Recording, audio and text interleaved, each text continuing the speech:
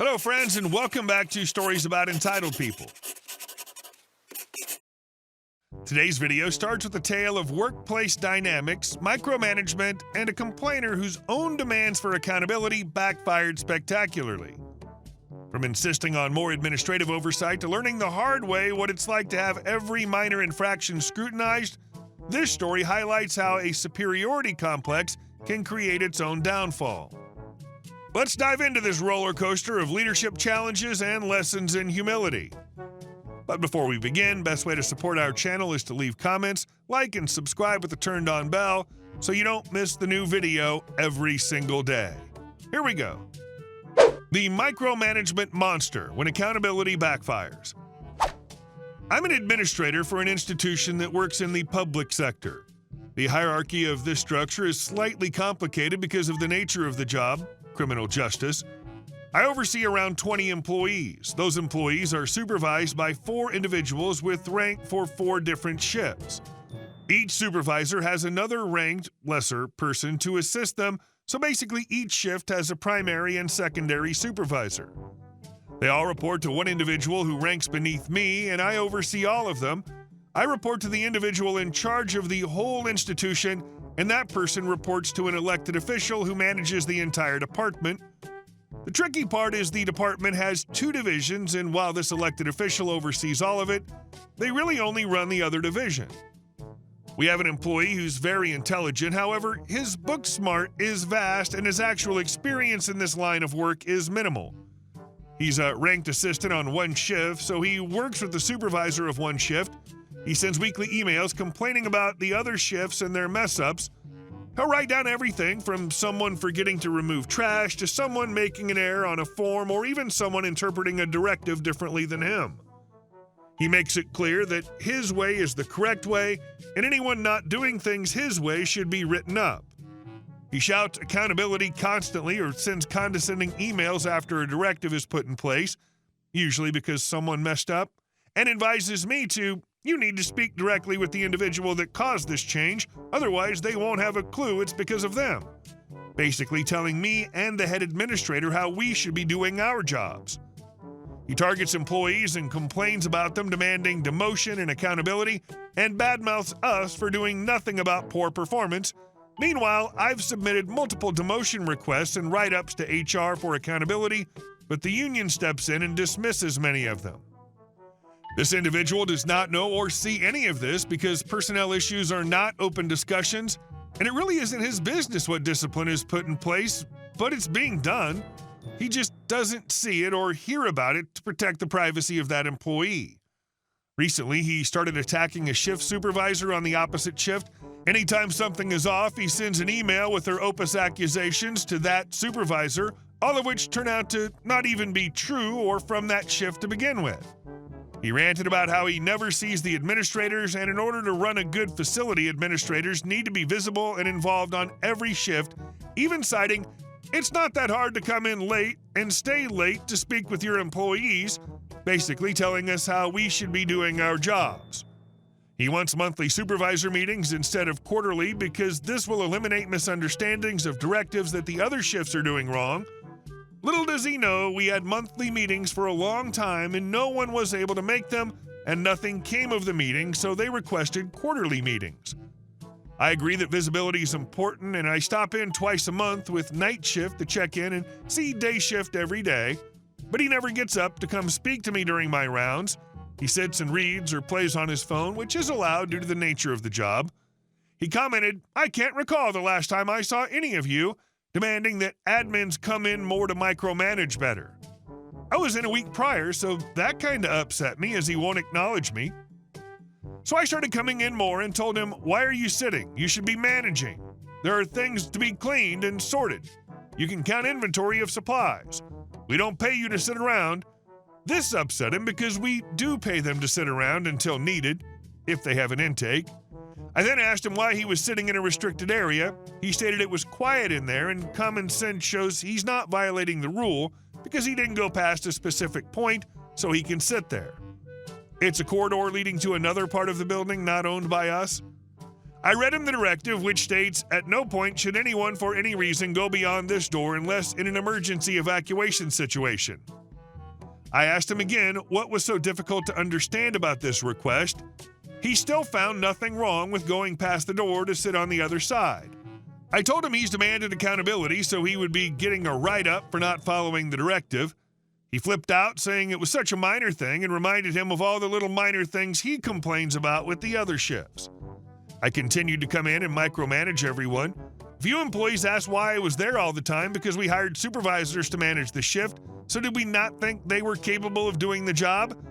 I advised that some people felt that they couldn't manage the shift and wanted administrators to come in more.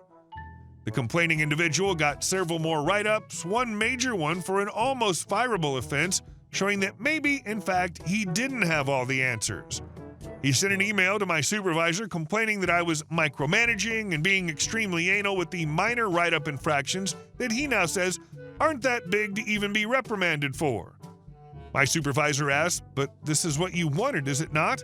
You complained that you wanted us to be seen and manage more and hold people accountable when they mess up."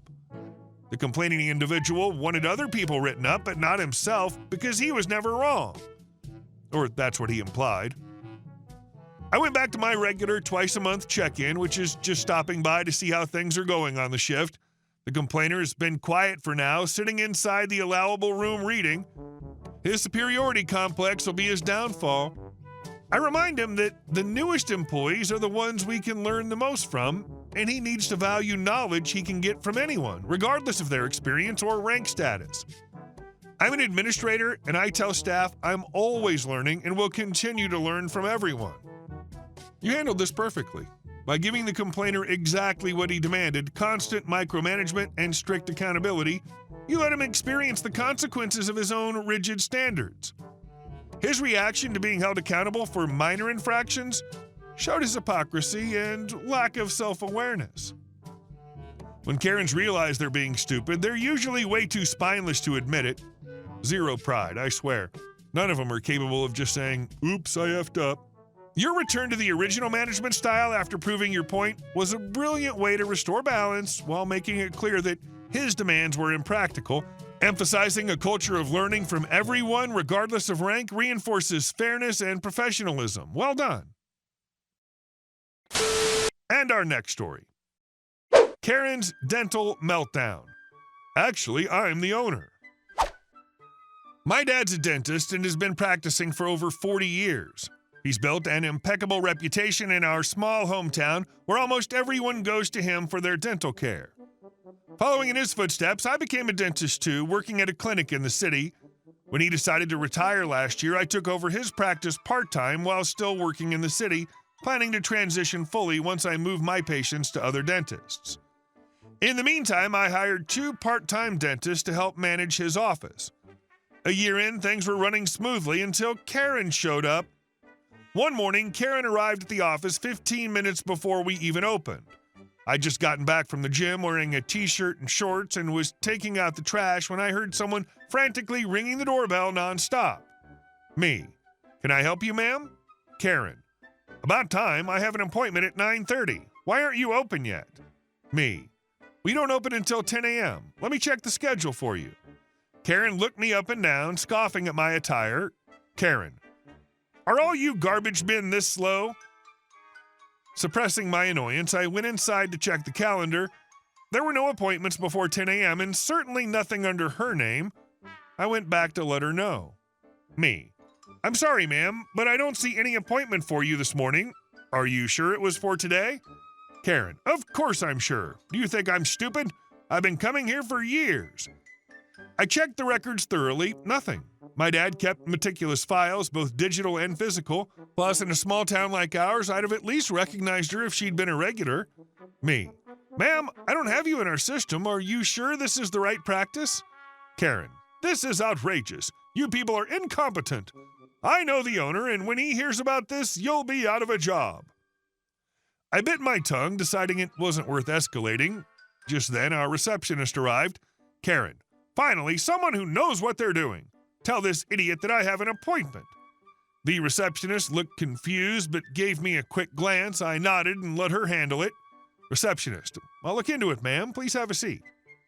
While she distracted Karen, I changed into my work clothes. Just as I came back, Karen stormed out of the building, phone in hand.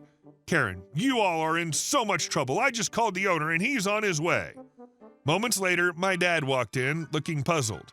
Karen, oh, thank goodness you're here. Your staff has been rude and unprofessional. They lost my appointment and refused to see me. I demand they be fired. My dad, ever the calm presence, looked at her. Dad, do I know you? Karen, of course, we met last week at the cafe with your wife. You told me to come here for treatment. My dad raised an eyebrow. Me, wait, you said you made this appointment a month ago. How did you book it last week? Karen's face turned red. Karen, you must have misheard me. I said last week. Dad, all right, ma'am, step outside for a moment. We need to talk. Once outside, my dad firmly but politely told her she was no longer welcome at the practice. He explained how her rude behavior toward me and my staff was unacceptable, and her false claims about an appointment weren't helping her case.